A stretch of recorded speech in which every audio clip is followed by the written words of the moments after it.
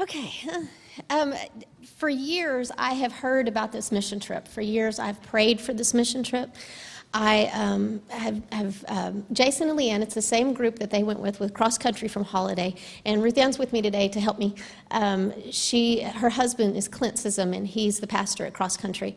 But it's one of those things that you pray for, you talk about, you think that you understand, you get a grasp of what it's like. But I can tell you, until I actually went, I didn't get it. After I have seen what I've seen, I think I understand a little bit better what they were all talking about. And so what I want you to do today is you're going to have to use your imagination. So if you're younger, you'll probably be better at this. But I want you to pretend that you are one of these children and you are in this orphanage. And so I want to show some pictures, and I want you to just kind of put yourself in their shoes, and maybe you can get a little bit of grasp of where they're coming from and what their life is like. So that's kind of how I want to start it. So with the first picture, I want you to imagine that, like I said, you are one of the... Yeah, go ahead. Yeah, imagine that you are one of the kids. There's 40 of you, and you live in this place with your Mama Mary, and you have a whole bunch of big brothers and sisters. And basically your meals are this porridge stuff that they scoop out of this bag, and they mix with water, and you pass around the cup. And that's what you get to eat for breakfast, lunch, and sometimes dinner. Sometimes you'll have some beans that you cook and bread, but mostly that's what your meals consist of. On special days, like on Sunday, you get some chicken, and that's a treat. Go ahead. These are some of your big brothers and sisters, with us, of course, but they just really help to take care of you. They have been through they've lived in the orphanage. I'm sorry, you've lived through the orphanage, and you have just grown up, and you're taking care of the younger ones. Your daily chore when you wake up, it might be to go get water. So you have to go walk about a half mile, and you gather up some water, and you bring it back to the house. And it's your water for bathing, your water for drinking, water for cooking, because you don't have running water at the place where you live. Good. You also have to gather firewood, because that's how you're going to cook. So if you're one of the little guys, you may be helping to scoop up some firewood and get it all piled up. And there's another one.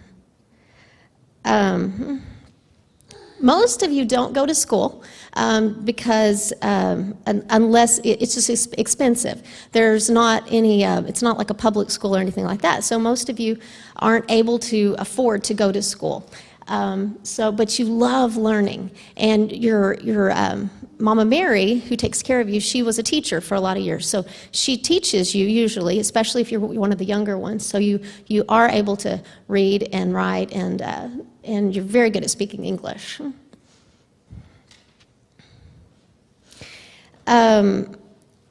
If you're one of them, like Esther, you may have something that's growing on your face. Mama Mary called it the mange, and it may be something that it won't heal. It's just a cut that won't heal. Or you may have it on your toes, like one of the little guys, Colton, and it's hard to heal. It just doesn't seem to be healing. And possibly because when you walk down the street, some of the things that you have to walk through are sewage and trash like this. So that doesn't help the fact that you got these cuts that don't seem to be healing. Now, but today is an amazing day. Today, your American family has arrived. They are long overdue. It's been like 2.5 years since they've last come to see you, and you are so excited because they are finally here.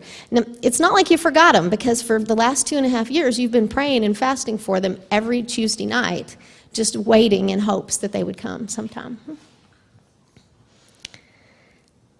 Now, you are so excited because you have all these suitcases that are full of toys and well, not toys, but some music instruments and clothes and candy and balls and medicine. But you know what? It's not that you're most excited about.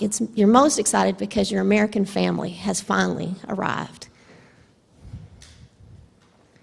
So as soon as they get there, you give them lots and lots of hugs, even the strange ones that you haven't seen before. But you automatically, it's just like this love just pours out. It's just unimaginable, the love that you have for these people who have come to see you.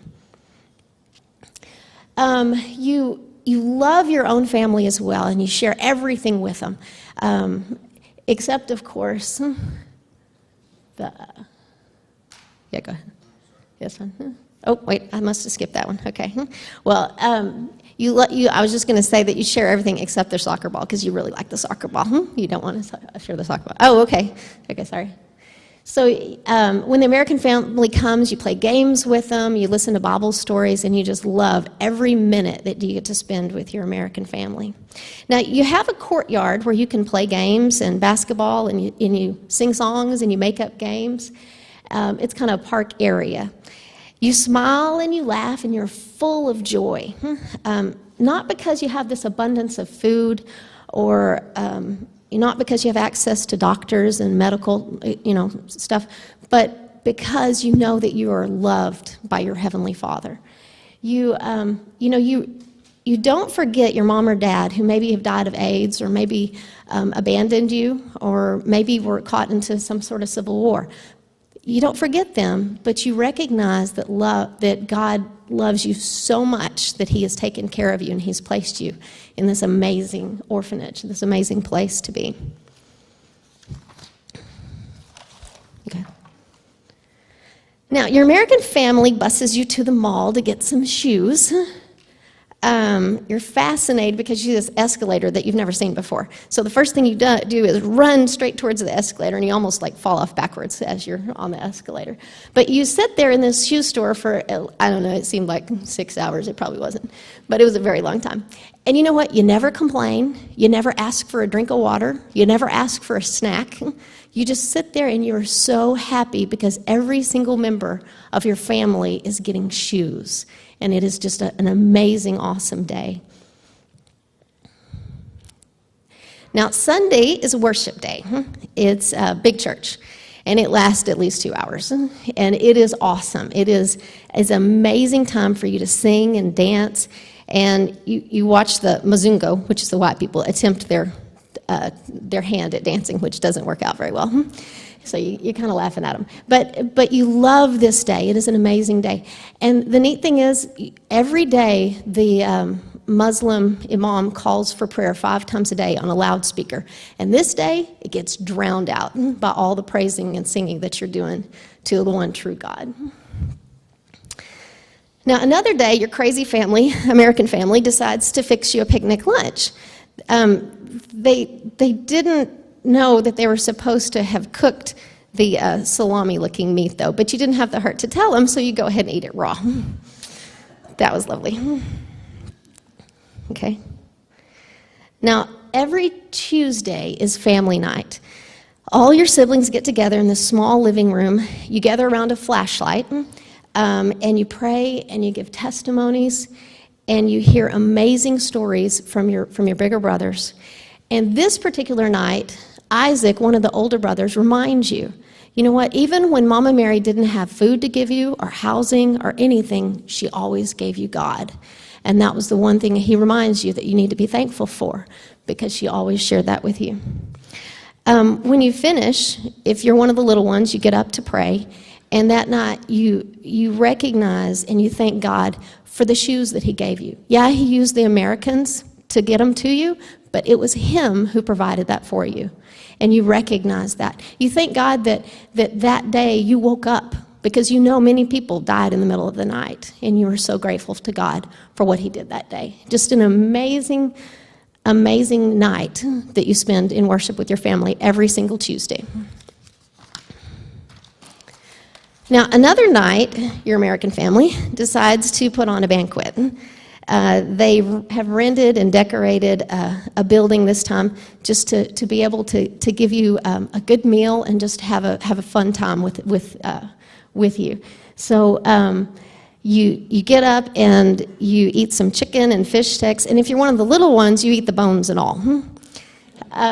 You love this time that you get to spend with your American family. You get up and you give testimonies and you sing, and just an awesome time to once again to give praise to God. Then comes the last day. It's a sad day because your American family is leaving. They're going back to their homes and back to their families. But by now, you know every single one of them, not just them, but their family members. You can name them by names just from the pictures that they've shown you because you care so much about them. One of the things you make sure to tell the American family is when they go back, you want them to tell their church how much that they love you.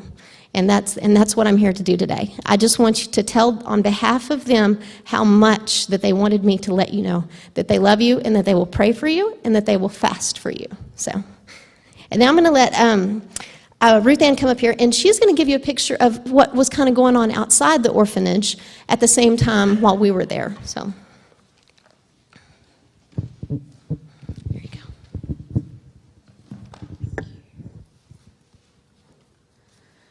All right, as Trina told you, I'm Ruth, and my husband and I have been in the ministry for 30 years. I know I don't look that old, right? Yeah. Okay, so we've been in the ministry for 30 years, and this year kind of the Lord got a hold of me, got my attention in a way that probably I needed years ago. As I was sitting kind of lamenting the fact of how tired I was, during that 30 years, we spent probably half of it in youth ministry, and he's a pastor now. And I'm like, Lord, I'm tired. I'm just tired. And I felt God lay a series of questions on my heart, only one of which I want to share with you today. And the question was this: Ruth, what have you regularly and actively been doing that is consistent with my heart? And I'm like, wait a minute. Way to go changing the subject on me and all. But that question drove into me, and with that, he gave me a verse, and the verse is John 4:34, and Jesus says, my food is to do the will of him who sent me. And so with that question and with that verse, God changed my heart, my perspective, my attitude, everything with that question and that verse. And I thought, how very interesting. I know that probably your pastor hears this a lot. We hear it. Pastors all over the country probably hear this. Well, I'm just not getting fed. Jesus himself said, my food is to do the will of him who sent me. That which gives me nourishment, that which gives me strength, that which keeps me going is to do the will of my Father. So this trip is kind of what drove that home to me and gave me a perspective that I really needed to see, because that is not a natural thing for me to do. So here's the story. 10 years ago or so, my husband's been doing international missions for 20 years. Our daughter was a year and a half old when he took his first mission trip to Romania. But 10 years ago, he and my oldest daughter, Hannah, went to Africa for the first time, and there they met a young man that completely changed our lives. And the story of this young man is that his father was killed in an accident at their home, and his brother was badly burned. And because they lost the breadwinner, his mother, taking care of 10 children, was sinking, to say the least. In Africa, if you want to go to school, you have to pay for it. And he desperately wanted to go to school. So Clint met up with him at one point, and he sees this young man, and he says, what's wrong with you? And he says, well, I'm very sad. Well, why are you sad? Well, because I don't get to go to school like all the other kids get to go to school. Well, Clint was very much advised that you don't get personally connected to these kids over there. And my husband is one to not do what he's told. And so he took the name of this young man and corresponded with him, and ultimately we ended up sending him to school, and after that sending him to university. Little did I know the way that this young man would change our lives forever. Andrew would become very vital to the running of the home, very passionate about ministry over there, and probably the one that God used the most this trip to show me what doing the will of the Father really looks like. How very thankful I am that Clint listened to the Holy Spirit and not men that day in Africa 10 years ago. Because of Clint's obedience, Andrew, who's probably in his mid-20s, they don't really know how old they are, they don't know their birthdays, they don't really care, but he's approximately 25 to 27 years old. But because of his obedience, Clint's obedience, Andrew led his younger brother to the Lord and discipled him, taught him English, and this young man ended up getting a piece of land from my husband that he would ultimately farm. So, this trip, Andrew, we call him our Ugandan son, is forever the one to be accountable. He wants to be financially accountable with every dime that we send. He's the one that we would go to their house and his mother would cook for us and he would present all the receipts. And I'm thinking, I really don't care. But we were made to sit and look at every receipt. And I'm like, oh, this is good. Oh, great. What's this for? I have no idea. It's good, Andrew, it's good. And so anyway, on this same trip, he insisted that we go to the land that was purchased for his brother, through which he had a garden. So we took Wednesday. A couple from the team went, my husband and I went, Andrew went, and his brother went. And so in the back of the car for an hour and a half, this young man, whose name is Ronald, so hungry to be taught and to be discipled. And he's asking questions like crazy back here. And I get car sick, and they're not good drivers. And so I'm doing this thing back and forth and back. I didn't bring my Bible because we're just going to the land. And finally, I would have to tag Clint, and I'm like, Tag, you're it. I'm sick. You answer his questions for a while. And I mean, he was just starving. Question after question after question. You know what? The one question that drove into my mind was this. Why do you have to be a pastor to share Christ? And we're like, Ronald, you don't have to be a pastor to share Christ. It's all of our responsibility. You should have seen the look on his face when he heard that. I don't have to be a pastor to share Christ? No. You share Christ, tell everyone you see. So we finally get to the land. We park, we get out, we have to walk probably a half a mile, 3/4 of a mile in. We see one person through this whole thing. It's pretty much literally in the middle of nowhere. So we're walking in. Being the American woman that I am trying to think about all the bugs and such, African style, that I might be picking up and taking home. But we're just walking in, seeing no one. We look at the land, we check it out, all is well, we're so happy, and all of a sudden people start coming. Like, I don't even know where these people came from, but here they come. And so as we are talking, Andrew says, okay, we're leaving now, share Christ. And we're like, wait, I just came to see the land, you know? And I was convicted about that because, you know, 1 Peter 3:15, always be ready to give an account of the hope that is in you. And I was not prepared that day to give an account of the hope that was in me because I was just going to check out the land. Between Clint and I, we shared Christ with all the people that came up. They all accepted Christ. One of them was a man who had been going to church, but it was such a small rural community that they shut down the church and moved it, and so he thought he lost his salvation because he couldn't go to church anymore. So we shared Christ. They accepted the Lord. One was a woman who Andrew's younger brother Ronald had already been sharing Christ with, so the foundation was laid. And so I further told her about Christ, and I said, would you like to accept him? And she said, yes, I've been waiting for such a time. And so God used that to really change my thinking. As we were walking out, these people were walking with us all the way back to the car. Could you please send us Bibles? Could you come here and start a church? We'd really love to have a church. But Bibles, please. And Ronald is just bombarding me. And I said, Ronald, this is your mission field. You disciple these people. You share Christ with them. You teach them. You grow them in the things of God. And he's like, how can I do that? I need to be discipled myself. I said, all right. I'll send it to Andrew. Andrew will send it to you. And y'all will just teach each other. Have at it. Clint left him money for Bibles. So that was part of what we did outside. Another part is there's another young man, two 25-ish something kids were Mary's first two boys, and they still stay very connected with the home. And one of them is a pastor, self-proclaimed pastor, but he's a pastor, and his heart is for young people, and he goes to all the schools in the area 3 to 4 times a week just to share Christ. No pay for this, just to share Christ. So he took, along with Andrew, the men and some of the older boys that went on our trip, and they went to the schools and shared Christ. They went to the hospitals, laid hands on people and prayed. These are things that would completely blow your mind. Praying for a young woman whose child is dying of pneumonia and probably will not live because they don't have the medical attention to take care of that child. crazy stuff like this is what we got to be a part of. 115 people came to know Christ that trip. The very last day, we thought we were finished. We were just kind of winding things down, and this young man, Isaac, says, come on, we're going to another school. And so they grab their Bibles, they get off the bus, and head up the hill to this school. And so Clint says, Isaac, where are we going? Well, it's a Muslim school. So my husband turns to his friend, he says, today we die.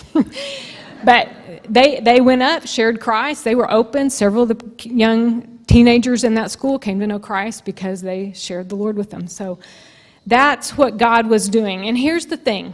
The field is ripe to the harvest.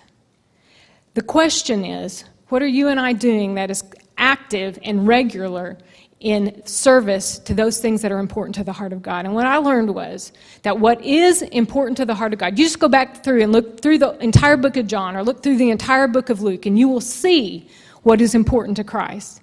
People, children, widows, orphans. Jesus was the one who touched the lepers. Jesus was the one who spoke healing to the sick. Jesus was the one who did that, and is calling us to be partnered up with him in ministry. And I think that is an incredibly amazing opportunity. So the field is ripe to harvest. He just calls us to go. He calls us to do the will of his Father. What is interesting to me is I believe you were the one just leading worship, and you were talking about the church at Ephesus in Revelation chapter 2. And that was, I was just shutting my Bible, reminding myself that it was the church of Ephesus, and you brought that up. And Jesus said, I have this against you. You've lost your first love. And what did he tell him to do? Go do the things that you did in the beginning. And that's the call that God has laid on my heart to do.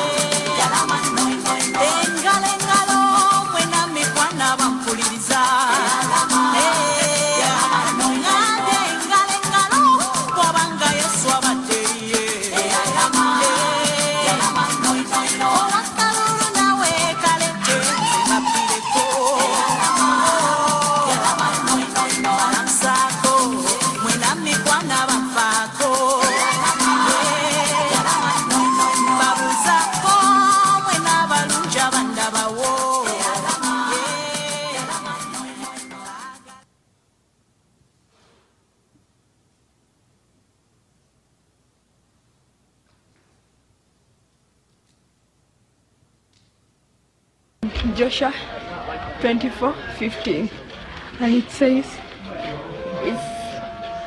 if you think it's evil to worship the Lord, then you may go and worship the religion gods that your fathers served, or you may go and serve the gods of the Amorites that in the land where I dwell.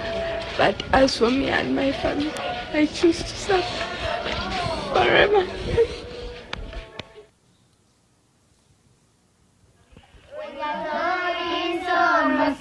Things already better. Things already better. Things already better. Things already better. Things already better.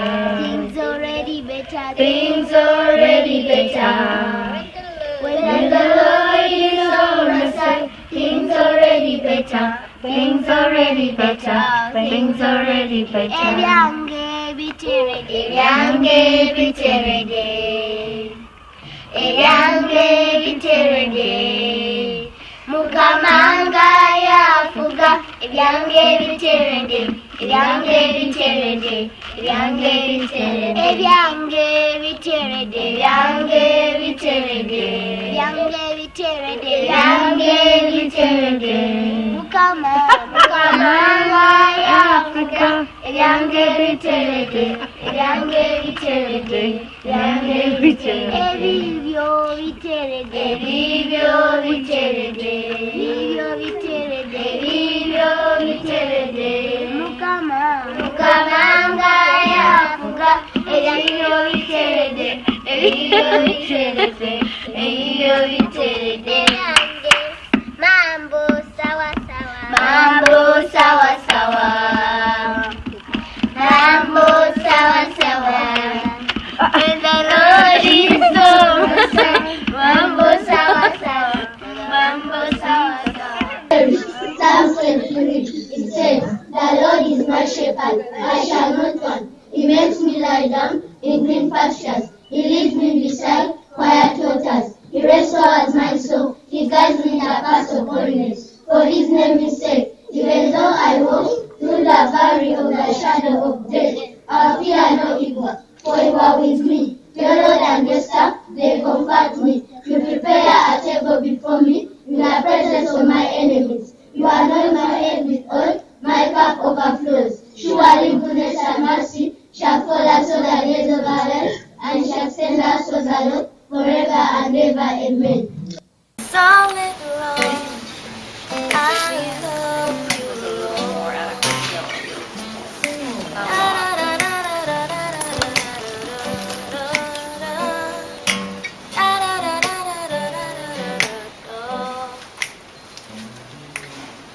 So I came to sing a song of love to You. Oh, You have been so good to me. When I look all around, all I see is Your love. All I see is Your goodness that You shower on me every day. Oh, oh, da da da da da da da da da da da da da da. So I came to say I love You. I love You, I love You, I love You, I love You, I love You. Oh, I come to say thank You. Thank You, thank You, thank You, thank You for Your love. So I come to say I love You. I love You, I love You, I love You, I love You, I love You.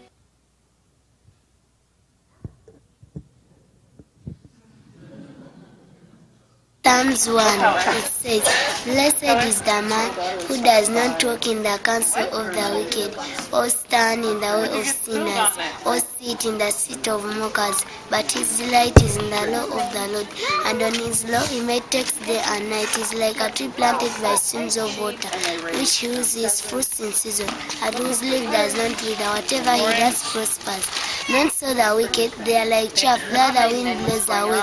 Therefore no sinner will stand in the assembly of the righteous, for God watches over the way of the righteous, but the way of the wicked will perish."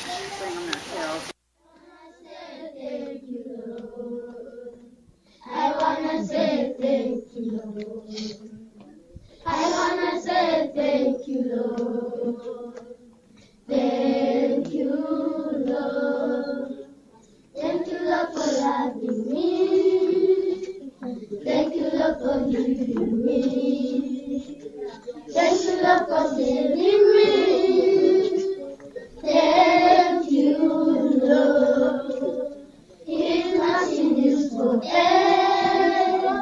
His love new every day. His faithfulness so great.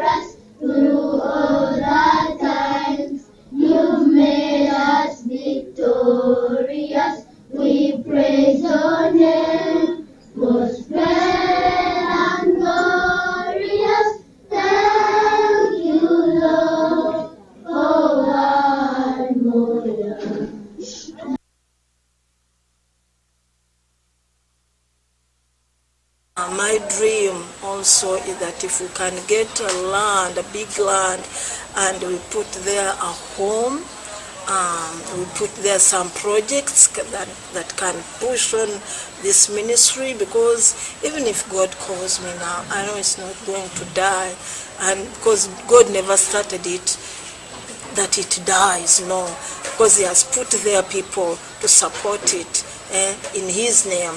So I want I want it to go ahead, and I want it to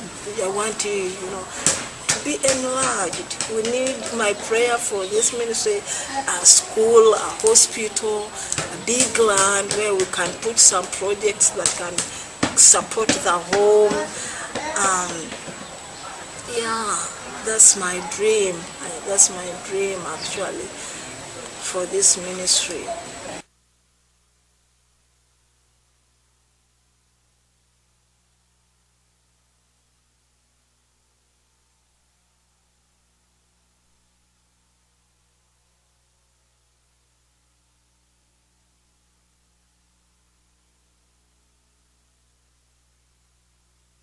We kind of close up and let you know that we have a vision.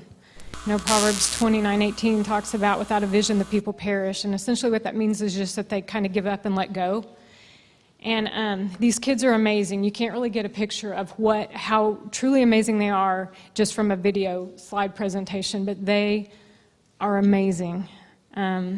Godly young people who would truly amaze you if you had the privilege to be around them. Okay, these pictures right here are just a piece of land we are praying over. It would be a phenomenal opportunity. Our goal and vision for them is to buy a piece of land so that they can sustain themselves, so that we are not contributing to a welfare state. I don't think that that's beneficial for them.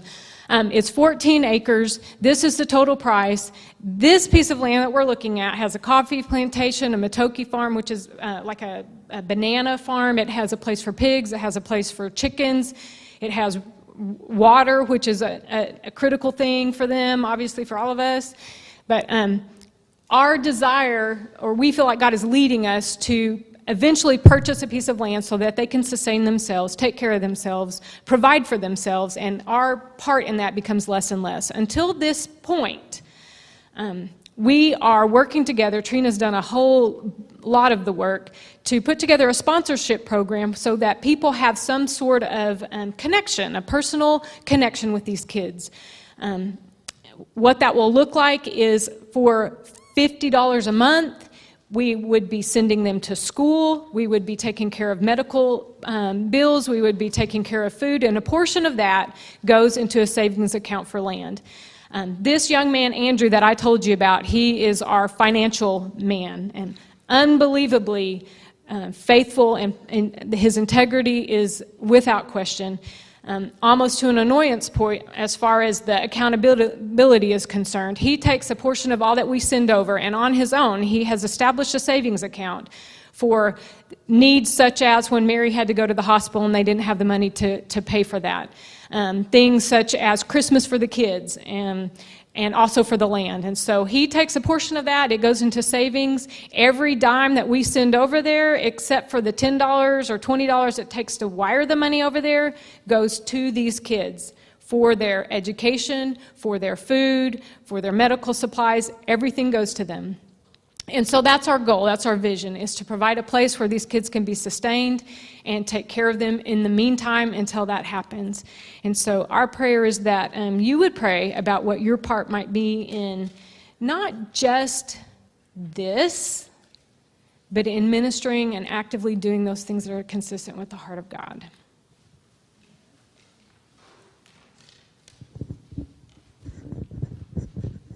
And the last thing, I just want to challenge you. First of all, I want to say thank you for allowing me to go and helping me to go. I brought this back for you so we can hang it on a wall or something. And then also I made a little thing just to remind you to pray, be in prayer for these kids and the whole orphanage and the whole situation. And I think that's more than anything we need to be praying for them and for this whole situation to do the will of God. When I left, I thought, this is a good thing, but there's a lot of good things out there. There's a lot of good things that we can do here locally, in Oklahoma, in wherever. But now I know after going that this is a total God thing, and that I personally, and I believe our church, is supposed to join in what God's supposed to be, what God is doing. And I think this is definitely one of them. And we have an opportunity. And I can tell you this, that I think I have missed. God totally made this happen. 6 weeks ago, I got a text that said, "You want to go to Africa?" This is not the first text I've got from Ruth Anne or Leanne, and they're like, "Go to Africa," and I'm like, "No, I think I'll pass." And so, but six weeks ago, he gave me another chance to say yes, and I did say yes. And because of that, I am blessed. And I think I personally have sat on so many things and just let it pass. Oh, I'll wait until I hear clearly from God that this is what he wants. Then I'll go. Sometimes it's just going ahead and taking that next step until he shuts the door. So my prayer is that don't sit like I did and just wait and wait. He was gracious enough to give me that another chance so I wouldn't miss out on the blessing. But if we don't, as a church, and I don't as a person, take action when he's leading me that next step, we're the ones that miss out, and somebody else gets the blessing. And so that's my challenge for you guys. If you feel just a little bit like God's calling you to go ahead and get your hepatitis A shot. Get your passport before Thanksgiving. If he says no, he will slam the door shut, and you won't get to go. And that's okay. But don't let that be the excuse not to go, because that was mine. I made it to where I just sat and waited, and it'll pass. And so my challenge is, if you feel that little bit of calling to go, be a part of it, to maybe be part of this sponsorship, to maybe be part of this land thing. Whatever it is, I challenge you to just take that step and do it.